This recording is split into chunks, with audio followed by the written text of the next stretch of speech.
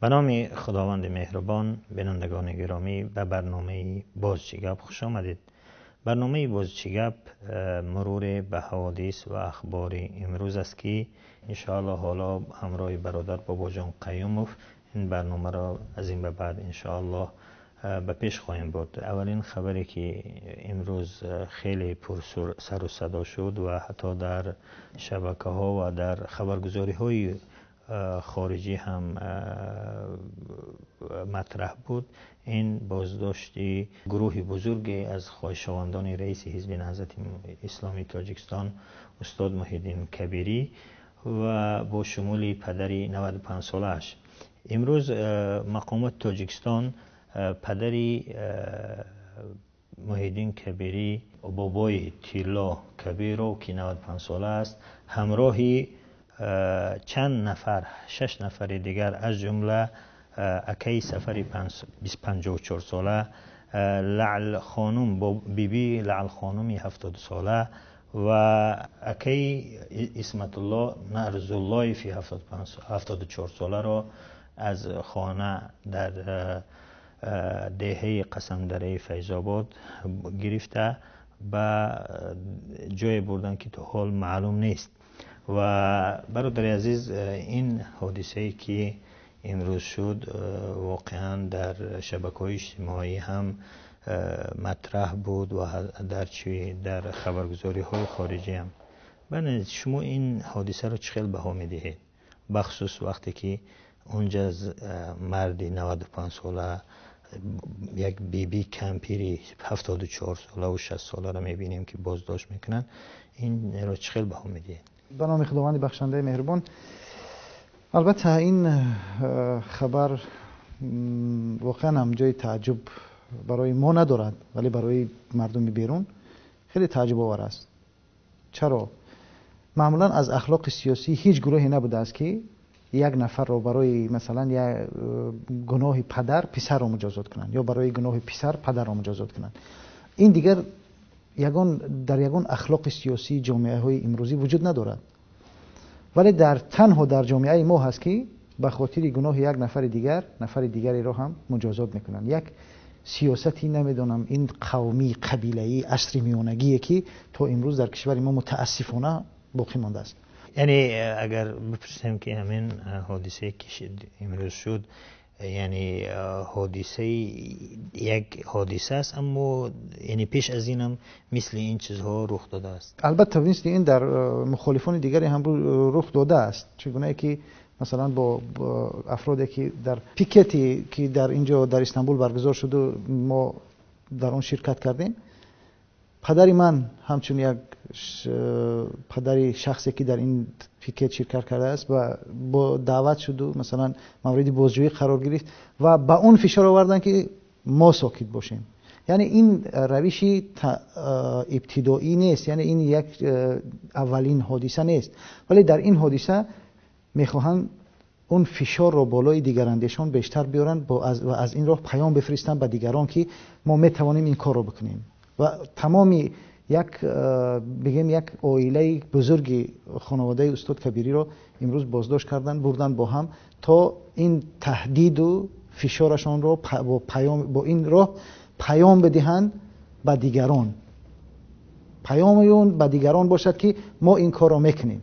یعنی برای اینها هیچ اخلاق یا یگان معیار باقی نمانده است. درست است. ما شما در حاشیه کنفرانس با بعضی اپوزیسیون‌های کشور از جمله کشورهای خارج از جمله مصر و دیگر که در اونجا فشار بالای مخالفین زیاد صحبت کردیم، اونجا هم گفتن که در اونجا هر چیز شود همون سیاستمدار، همون چهره سیاسی یا فعال سیاسی موردی شکنجه میگیرد، اما خانواده‌اش نمیشن. و فکرم همون جمله گفتید این همون اسلوب عصری میانگی، یعنی این حکومت ما نه تنها در اقتصاد و در دیگر چیز همون اسلوب‌های عصری میانگی اروپایی یعنی اون عقب ماندگی را میگه، بلکه حتی در مسئله فشار اسلوب‌های فشار هم این چیزها را دارد.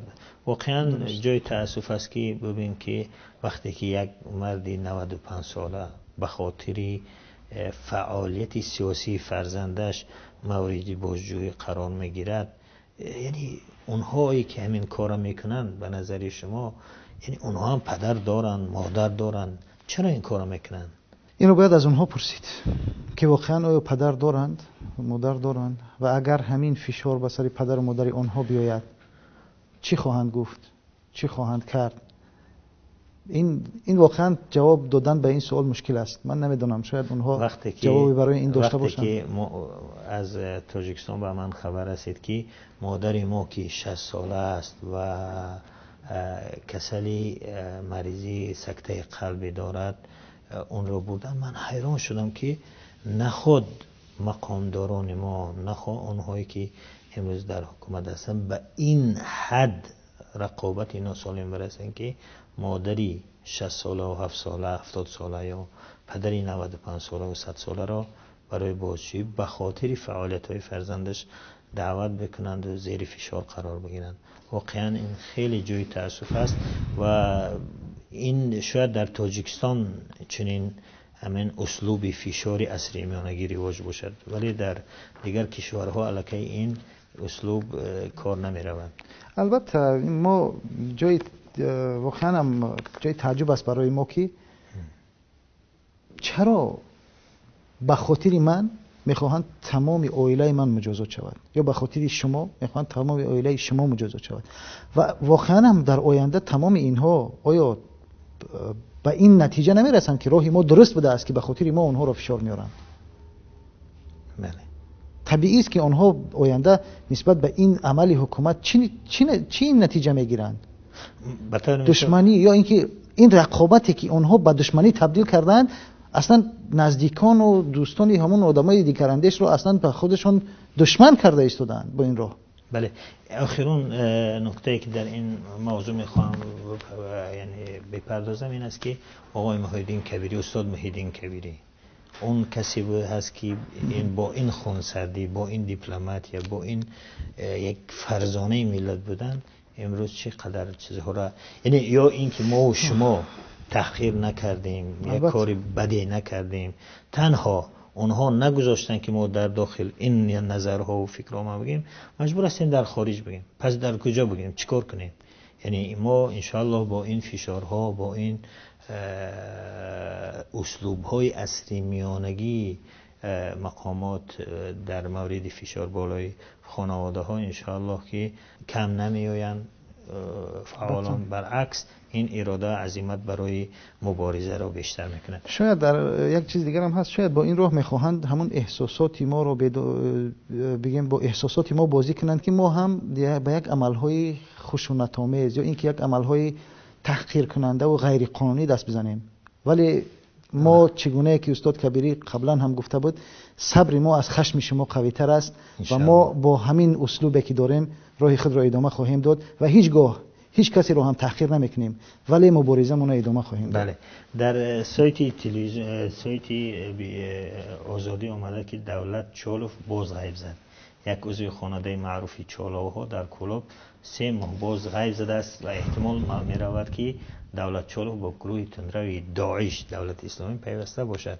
یعنی یک دولت چالوف، یک شخصی که از خانه کم بضاعت نیست، خانه ثروتمند، خانه برزم، این باز این یک بار خودش بازداشت شده بود با دوباره یعنی چی سبب می شود که حتی این خانواده‌ای که ثروتمند هست بروند به سراغ داعش و گروه‌های افراطی؟ چی سبب می شود به نظر شما؟ ببینید اصلا در کشور ما به یک نتیجه میرسند و خیلی تبلیغات میکنن در این زمینه که این اسلامی ها مثلا گرایش به فرهنگ اسلامی و اعتقادات دینی هست که مردم را مجبور میکند که به سوریه بروند، یا اینکه تعلیمات دینی باعث افراطگرایی و رفتن مردم به سوریه میشود، در حالی که واقعیت چیز دیگر است. اگر ما از جنبه‌های دیگر به این قضیه نگاه کنیم، ببینید در این دولت چالوف است.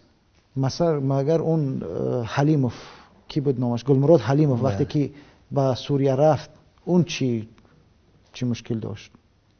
اون هم مثل همین دولت چول رفت. یعنی از نگاه مادی مشکل نه از نگاه مادی و نه از نگاه اعتقادی در سطحی نبودن که اونها را بتوان به یک چیزایی بزنن. بالای اونها فشار هم نبود. بالای اونها. ولی اینجا یک چیز دیگر است. ببینید یک اعتراضاتی نسبت به سیاست و حکمرانی کشور است. یعنی اقدامات حکومت. بله، اقداماتی که امروز حکومت پیش گرفته است، نه تنها مثلا دولت چال یا اینکه دولت چالوف و خانواده چالوف ها که از گذشته در جنگ داخلی نقش کلان داشتند و از یکی از قماندان های بگیم فرانت خلقی بودن، اینها وقتی که آمدن و در یک زمان در حاشیه قرار گرفتن، دیدن مثلا نسبت به همین سیاست های حکومت یک دید اعتراضی پیدا کردن. خیلی از چیزها همین دیدو پیدا کردن، همین نگاه رو پیدا کردن به سیاست های حکومت. حالا مثلا میایم بیشتر مطرح میکنن جنبه این رو که مثلا حکومت فلان مسجد رو بست یا اینکه فلان کار رو کرد درباره دین یا دین رو مثلا محدود کرد. اصلا اعتراض اونها به جای دیگر است. اونها از چیز دیگر اعتراض دارن. اونها نسبت به ناعدالتی، نابرابری اعتراض دارن. ولی چون نمیدونن اون رو چگونه ابراز کنن، در همین مثلا در یک بعد دینی وقتی که یک چیز رو میبینن این رو در اونجا بروز میتونن بیشتر. بله. ولی اعتراض اصلی حلیموف گفت که مثلا اون در نسبت رفتاری بدی مقامات نسبت اون حجاب دارا و دیگر سبب شد که اون باعث شد که اون به سوریه برود. مثل اینه که مثلا با امکانات دولت، امکانات کشور در اختیار یک گروه خاص قرار گرفته است و اکثریت مردم دیگر از اون محرومند. و مخصوصا مثلا خانواده چالوف ها هم مثلا وقتی که بعضی اموالشون گرفته می شود یا که میبینن بعضی مثلا در بعضی جاها محدود کرده می شوند و اونها فشار میاد و اونها کسایی هستند که خودشان را در آوردن این حکومت در سر قدرت سهیم میدونن، طبیعی است که یک چیزی اعتراضی پیدا میکنن و اینها رو میارن به سوریه. و یک جنبه روانی دیگر هم هست در اینجا در قضیه داعش و سوریه که وقتی که یک جوان در کشور خودش رو در نزد پلیس، در نزد یک رئیس محل یا اینکه یک رئیس ناحیه یا رئیس اصلا یک کارمند حکومتی، مسئول حکومتی تحقیر شده می‌بیند، اون اعتراض در وجود او پیدا می‌شود. یک عقده حقارت در وجودش پیدا می‌شود. عقده هست که اون می‌خواهد نسبت به همین رفتاری مسئولینش یک اعتراضی داشته باشه، یک عکس العملی داشته باشه. آمیز علیه پلیس هم از همین سرچشمه میگیره. همین است. ولی این مثلا بیشتر چی است؟ وقتی که یک جوان در محیط میبیند همه چیز بر علیه او است، همه چیز از طرف پلیس تحقیر میشود، از رئیسی، از وقتی که یک راننده مثلا جوانی که از طرف معلم، از طرف یک راننده مثلا وقتی که میرود و یک کارمند بازرسی دولتی اتومبیلی او را نگاه میدارد با یک برخوردی بدی مثلا خشونت آمیز یا اینکه تحقیر با اون برخورد میکند، با تحقیر، این طبیعی است که اون جوان احساس دارد، اون جوان غرور دارد، شخصیت دارد. همه این مردم امروز در همین حالت قرار دارند. اکثریت مردم ما وقتی این رو میبیند میگه به طوری میخواهد از این گروه انتقام بگیرد و وقتی میبیند که یک گروه در بالای مثلا جوانان از اینجا میروند، از کشورهای آسیای مرکزی و از دیگر کشورها در مثلا به سوریه میروند و در بالای تنگ نشستند و با عراق و اینها احساس غرور و از اونجا فکر آزادی، همین چیز سبب از اونجا احساس قدرت میکنن، فکر میکنن که میتوانند که با تقویت کردن اونها بروند در بالای اون تنگ با عراق از اون طرف برگردن و از اینها انتقام بگیرن.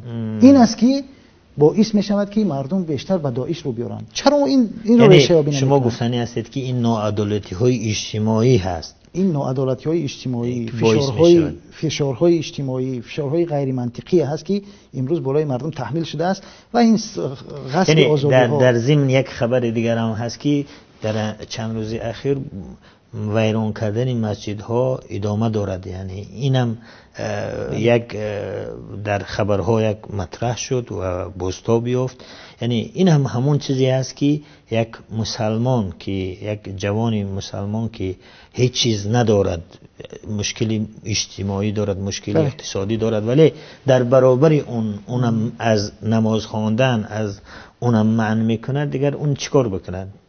متاسفانه تمام راه را میبندند و باز میگویند که یعنی اگر هم نگاه کنیم بستنی حزب نهضت هم اونهایی که بیچاره ها مثال می اومدن به حزب نهضت اسلامی، اون انگیزه های دینیشون را در اینجا خالی میکردن، حتی انگیزه های سیاسیشون رو از این راه برآورده میکردن. بله.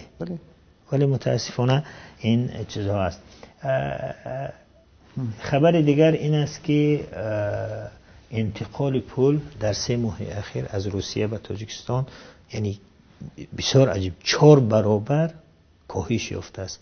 این آماری یعنی جدی است، آمار رسمی بانک مرکزی روسیه است. یعنی این چی پیامدهای خواهد داشت؟ البته ما علاقه پیامدهای این رو، پیامدهای کمبودی وارد شدن مبلغ به تاجیکستان از طرف مهاجران کاری رو دیدیم.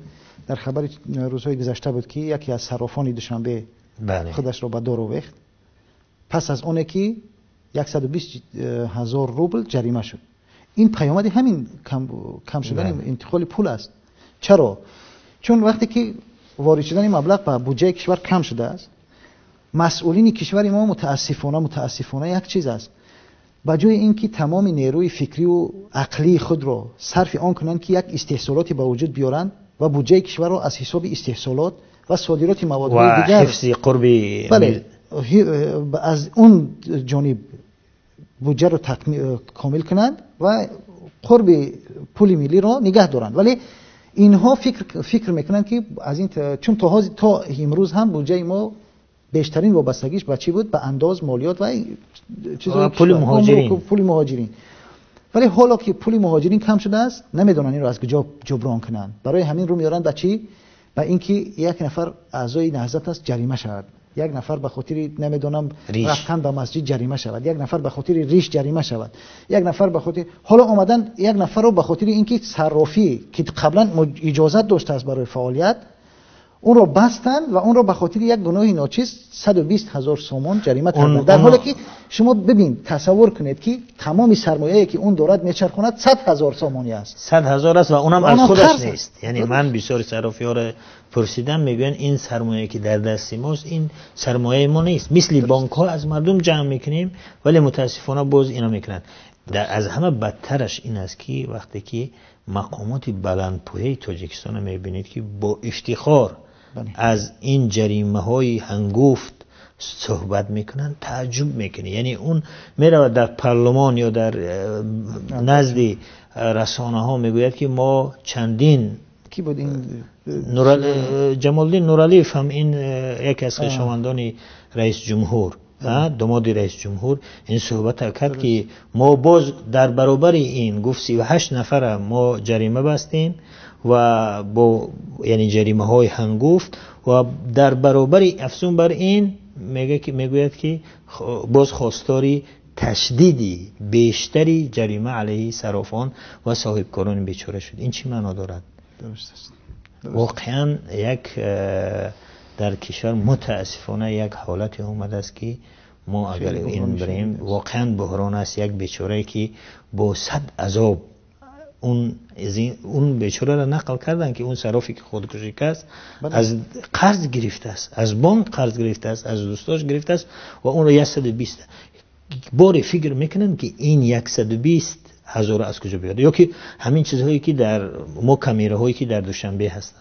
بله انصاف یعنی اونهایی که باز قریب دارن و یک گفته تاجیک ها یک تقه دارد اون باز پرداخت نمی کند. ولی اون جریمه های هنگی بیچاره تاکسیست و یک بیچاره دیگر دهقان و اینها بسیار یک حالت های سخت و با جریمه های هنگفت روبرو میشن. البته پیامدهای این کم نیست. پیامدهای این وقتی که ما میبینیم که هر روز میزان خودکشی بالا میرود، پیامد همین است. خودکشی. چرا؟ زیرا وقتی که یک نفر از مهاجرای کاری ما امروز میبینیم که مشکلات زیادی رو در روسیه. شما ببینید یک نفر برای اینکه یک نفر یک عائله یک مهاجر کاری اگر در روسیه داشته باشد چقدر فشار دارد. نگران این هست که آیا اون جای کار میابد یا نه. ببینید شما فشارهای یک نفر رو نگاه کنید، یک مهاجر رو نگاه کنید، با عائله چقدر است. یک عائله نگران این است که اول اون جای کار میابد یا نه.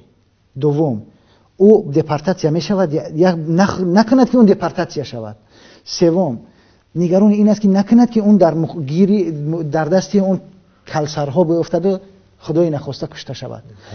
چهارم نگران این هستند که نکند که از طرف پلیس تهمت به او بار شود و دوباره اون همچون یک نمیدونم جنایتکار گرفته شود. پنجم نگران اینند که باز نشود که فریب خورده از اونجا یک چیز شود سرش تا خورده به سوریه رود. یعنی ببین تمام این نگرانی ها مشکل روانی دارند. البته این تمام این نگرانی ها فقط مال یک هر یک خانه تاجیک دارد. هر یک خانه تاجیک این مشکل رو دارد. حالا فکر کنید اون هایی که بیشتر مهاجر یک خانه تاجیک یک مهاجر ندارد. مثلا چند نفر از برادرای من در روسیه هستند. از ما هم هستند. اینها همه این عائله نگهدار عائله وجود ندارد تقریبا در تاجیکستان بجز مسئولین حکومتی بالا بلندپایه که مهاجری کاری در روسیه نداشته باشند. ولی حکومت در روزهای اخیراً اعلام کرد که گروه‌های رفتن با مهاجرین صحبت کردن و می‌خواهند که با مهاجرین درد مهاجرین نبشنوند. این چی است؟ خب درد مهاجرین شنیدن اونها چی فایده دارد؟ حکومت مگر تو حال درد مهاجرین نشنیده؟ واقعا میروند اونهایی که میروند اون هیئت‌هایی که از طرف حکومت میروند با مهاجرین بیچاره واقعا ملاقات میکنن؟ اصلا ببینیم دوستم یک واقعیت رو بیایم درک کنیم. بله. اگر میخواهند حکومت میخواد مشکل مهاجران رو حل کند خوب است، اقدام خوب است، بگذار بروند با مهاجرین وا بخورند. خب ولی مگر واخوری با مهاجرین تاجیک راهی آسان‌تر ندارد؟ برای مثال من با شما میگم. بله.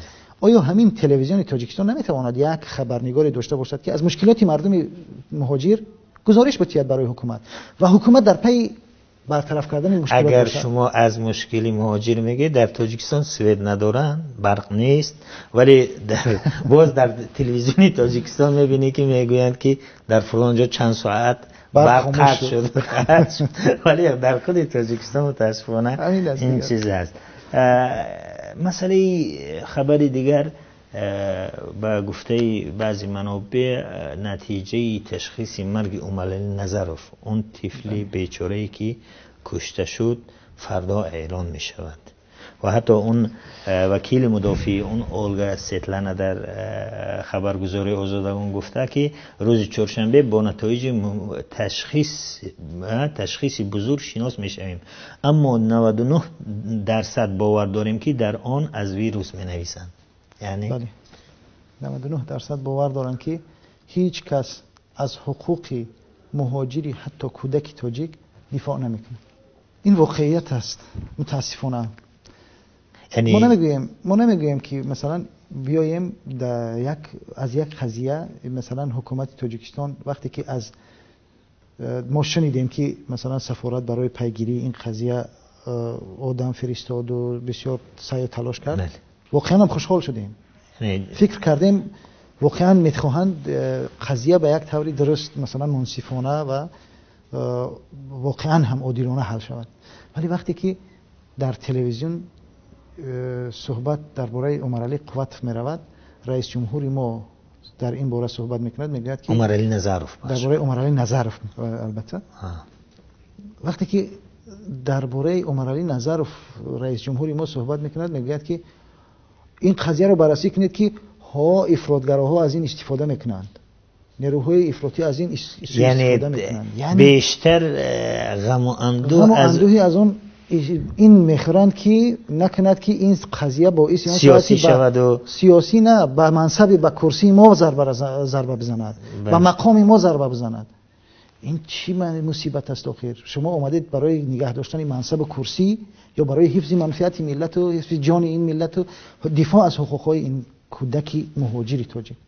پس کجاست واقعا در اینجا باید واقعا از نقش رسانه‌های مستقل باید استقبال کرد، باید واقعا سخت در همین قضیه بخصوص کارهایی کردند که بسیاری ها نکردند و واقعا دستشون در نکند اون ژورنالیست ها و روزنامه‌نگارانی که وطن دوست که این قضیه رو با صد فشار و با صد مشکلی پیگیری کردن، منتشر کردن. اون برادرانی که کاربران شبکه‌های اجتماعی مثل فیسبوک و ادنکلاس که خداوند اونها را جزای خیر بدهد که همچنین اونایی که در پیکت ها شرکت کردن در امریکا و در اروپا و در حتی در روسیه، اون زنهای روسیه که واقعا وجدانشون به درد آمد و برآمدن به خاطر عمرعلی نظروف خردسال و از او حمایت کردن. ولی ببین چی است من وقتی که